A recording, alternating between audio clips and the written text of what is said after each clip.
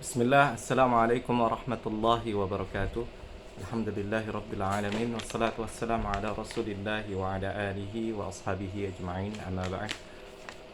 Mohon maaf, kemarin ada bagian pertama dari video, yaitu tentang cara selamat beragama sebelum kedatangan Imam Mahdi. Yaitu pada bagian pertama video terpotong ya, dimana kita langsung mendengar pada video tersebut, yaitu surat At-Taubah ayat 100, wasabiqunal awwalun minal muhajirin wal ansar. Nah itu, padahal itu adalah bagian pertengahan daripada video. Jadi kami merekam ulang karena rekaman video sebelumnya telah kami hapus. Jadi kami ulang. Jadi bismillah. Pada dasarnya ya, setelah meninggalnya Rasulullah SAW, kemudian berlalunya masa terbaik, yaitu masa generasi sahabat, kemudian masa generasi murid-murid sahabat, yaitu tabi'in, kemudian murid-muridnya tabi'in lagi ya, telah lewat, yaitu masanya generasi tabi'ut tabi'in ya. Maka setelah itu terjadilah yang namanya banyaknya fitnah dan perpecahan ya, yang mana ini nanti akan berakhir perpecahan dan fitnah ini setelah berkuasanya Imam Mahdi bersama Nabi Isa alaihissalam ya. Sehingga sekarang kita hidup di zaman, yaitu setelah berlalunya 3 zaman terbaik ya, yaitu zamannya para sahabat ya, kemudian zamannya tabi'in, kemudian zamannya tabi'ut tabi'in sudah lewat. Nah, dan kita masa sebelum kedatangan Imam Mahdi dan Nabi Isa alaihissalam, sehingga kita menjalani kehidupan ini ya, dalam beragama ini kita butuh namanya itu ya pegangan. Nah, tentunya ya tidak bisa kita dustakan. Saat ini jelas kaum muslimin terpecah belah dengan berbagai macam pendapat ya. Yang perpecahan belahnya ini adalah sampai terjadinya konflik di antara kaum muslimin.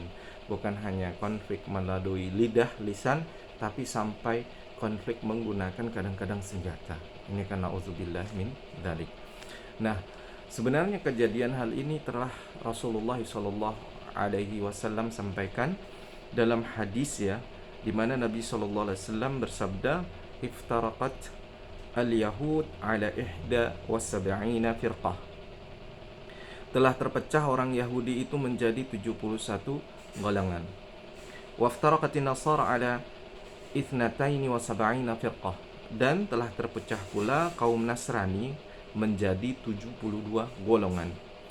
Wa sataftariqu hadhihi al-ummah ala 73 firqah.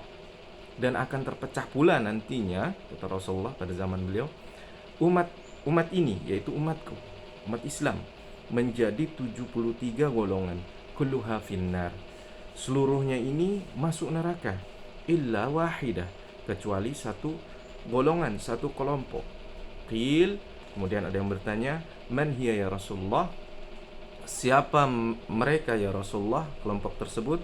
Qal, maka Rasulullah SAW menjawab, man kana ala mithli ma ana alaihi wa ashabi, yaitu orang yang berada semisal aku di atasnya beserta sahabatku, yaitu orang-orang yang berada di atas jalanku dan para sahabatku, atau orang-orang yang mana dia berjalan semisal aku dan para sahabatku berjalan di atasnya. Nah, dalam riwayat lain Rasulullah menjawab, ketika ditanya man hiya ya Rasulullah, siapa mereka itu ya Rasulullah, Rasulullah menjawab, hiyal jamaah, dia itu adalah jamaah. Hadis ini diriwayatkan oleh Abu Daud ya, kemudian Imam Tirmizi, kemudian Ibnu Majah, kemudian Al-Hakim. Dan Al-Hakim berkata sahihun ala syartil Muslim. Hadis ini sahih berdasarkan syaratnya Imam Muslim. Ini menunjukkan ini hadis adalah hadis sahih. Dalam hadis ini menunjukkan Rasulullah SAW memberitakan kaum muslimin menjadi 73 golongan. 73 golongan, sebagian ulama mengatakan yang dimaksud 73 golongan ini tidaklah terbatas hanya 73 golongan, bahkan lebih banyak ya. Ini berdasarkan pemahaman dari bahasa Arab. Namun juga ya, 73 golongan bisa juga dipahami bahwasannya terpecah sampai 73 golongan batasannya.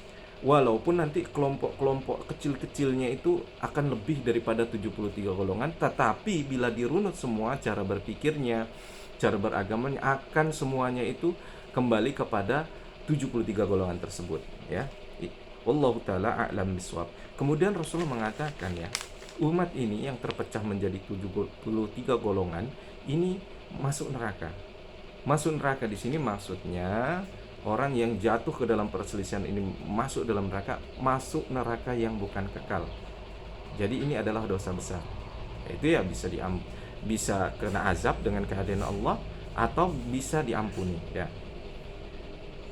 Karena kenapa Rasulullah mengatakan ummati, umatku. Kalau ummati berarti dia masih kaum muslimin.